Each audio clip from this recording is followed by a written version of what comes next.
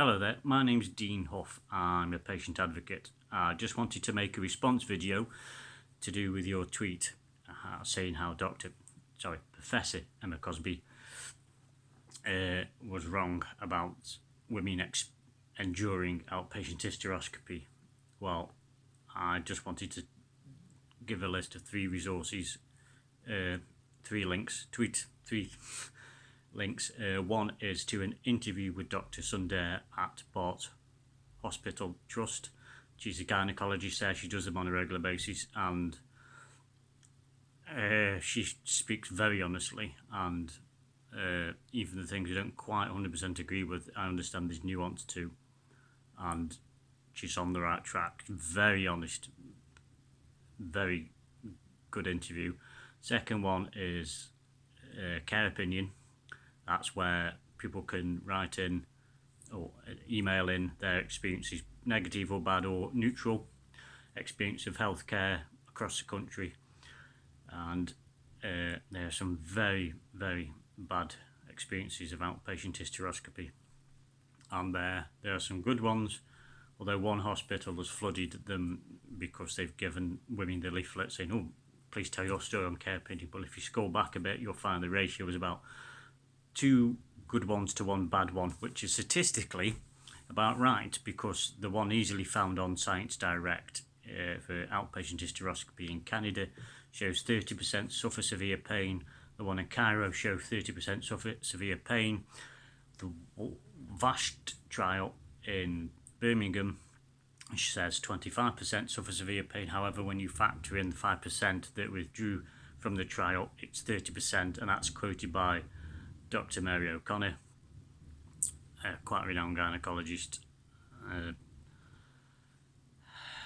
Also, the third one is the campaign against painful hysteroscopy. They've been going for far too long, far too many years for all of this.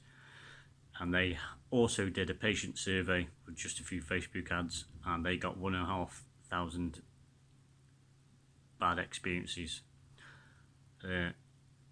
of women outpatient hysteroscopy. I quote 2 studies, one both ends of the extreme to try and give a bit of a balance. One was done at Dr. Harrison's hospital. He's an anaesthetist there, and he found that only 8% had no pain, while 18% had severe pain. Well, that's the best figures we've ever seen, and I believe them to be real, because there are often some statistical anomalies, like at Cornwall, you'll find a large percentage of surveys are not filled in. Well, why? And it's not because women just don't want to. Rubbish. It's because they've had a bad experience and they just want to get out of there. However, I believe it to be genuine, and 80% have severe pain, but they give every woman a cervical block, which reduces it. I also believe they do some screening, which will also reduce that percentage. However, let's say the other extreme is Bart's Health Hospital that did a VR trial, virtual reality headset as a distraction technique, and before the intervention they had 75% severe pain, after 40% severe pain with intervention. Now, there is some operative in that, but at the end of the day, that's 40% have severe pain. If you were to have a packet of medication and it had and there was a 10% chance of severe pain and vomiting, that side effect would be listed as common. Severe pain and negative experiences are common in outpatient hysteroscopy. In fact, Dr. Sundar quotes 15% wish they had it done with a GA next time. And before we go down the no, I don't want every woman to have a GA. Let's try and.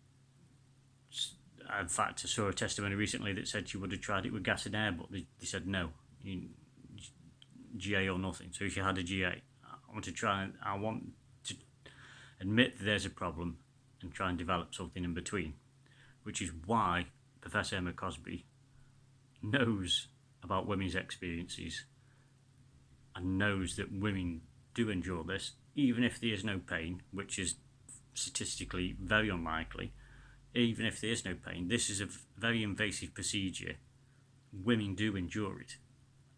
I'm a bloke, what do I know? Well, I have these, and women tell me that they find this horrific. Some talk about it and can move on, or some are left with permanent PTSD. Yes, PTSD, and are not, clinically diagnosed with this. Your hospital, I don't know whether you're personally involved in the outpatient hysteroscopy or whether you just had a gynaecologist tell you that most women find it, tolerate it well. Well, it's semantics. Most people voted for Brexit. It's semantics. Most means nothing. But if that gynaecologist didn't admit that a noticeable percentage of women find it severely painful, then they weren't honest with you. Or if you have a failure rate of 20%, which I do know one hospital has a failure rate of 30%, if you have a high failure rate, then it is actually possible that you are stopping at an appropriate pain level. But you cannot have both. You cannot have a high success rate or a low pain rate. Again, some, like Dr. Sergio, when he says 5% only have severe pain over 5, well, there's a few things. One, skill is absolutely critical, and some gynecologists are passed with only 30 under the belt. Also, he doesn't do postmenopausal women. Fourthly, he does screening.